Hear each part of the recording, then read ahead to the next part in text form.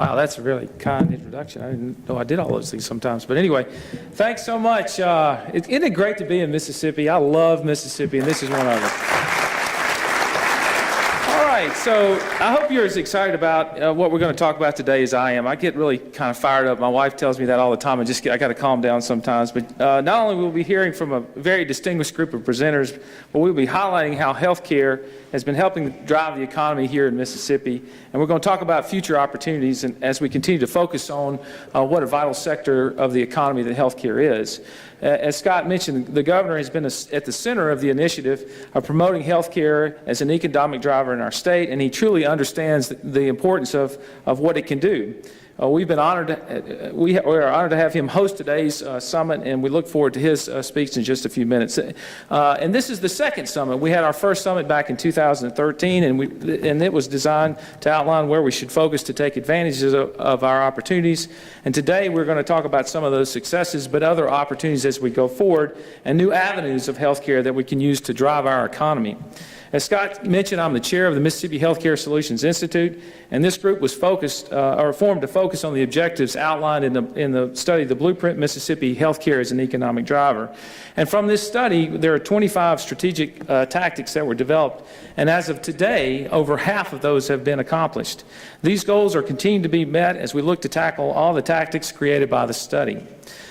Some of the tactics were designed to remove regulatory barriers, while others were designed to develop new programs that will drive our competitiveness. And I want to touch on a few of these highlights. As we mentioned before, the Economic Development Program is now in place to target companies to come into the state to develop our healthcare sector. There's been a strong coordination between the private and public sector to continue this work. We've had strong emphasis on alternative methods of delivery of health care, including, but not limited to, telemedicine. Obviously, we're such a rural state, we got to have access to care, and we've got to be thoughtful in how we deliver that care, and telemedicine is one way to do it. We are beginning to see the encouraging developments that are happening along the Jackson Medical Corridor. As you can see, the Children's Hospital, Blair Batson, continues to expand right there in downtown Jackson, but also if you go down into Rankin County, you'll see the developments like GI Associates, Central Nephrology, Mississippi Sports Medicine. The list goes on and on of what's happening along that part of the corridor.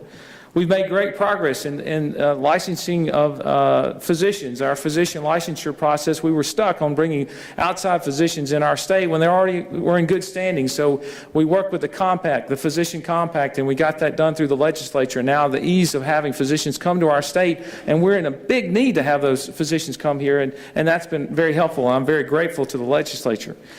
We are also working to expand our healthcare team in collaboration with nurse practitioners and physicians assistants. We believe in the healthcare team. That's what it's all about, teamwork. And there's so few of us in Mississippi. We've got to do a better job to work together to make our patients and our people healthy, and that's important to the businesses. And we're talking about that. We've got to be competitive with other states around the country and also with other countries. We have to have a healthy workforce, and that's what's really, really important, and I've gotten to understand that working with businesses around our state to have a healthy workforce. They need our help, and we've got to figure out solutions on how to do that. I could keep going, but the main thing that I want you to take away from this is we are making progress. Oftentimes we say, well, Mississippi's 50th and all this sort of stuff. We are the #1 state in the country with a heart attack, stroke, and trauma network. That's something to be proud of. Thank you. We have a tremendous opportunity to learn how to practice healthcare in rural Mississippi and how to deliver those means to deliver that care.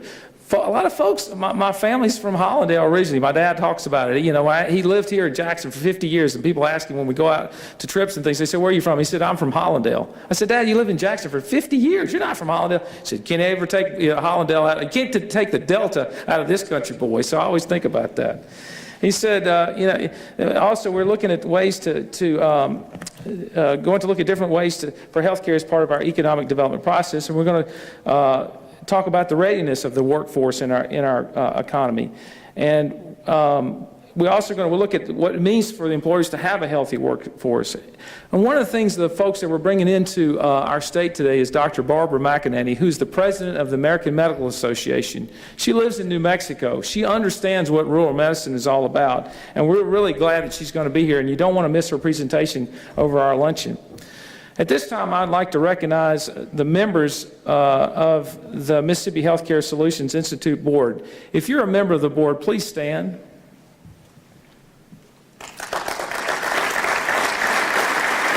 Thank you. Thank you for your dedication to the Institute and all that you've done to help move the needle on medicine here in Mississippi. If you're part of the Summit Planning Task Force, please stand. Thank you very much. These folks have worked hard to make sure we have a great event today, and we certainly appreciate what they've done. I know Scott has thanked our sponsors, but I too would like to thank them as well. We would not be able to have this conference without their support.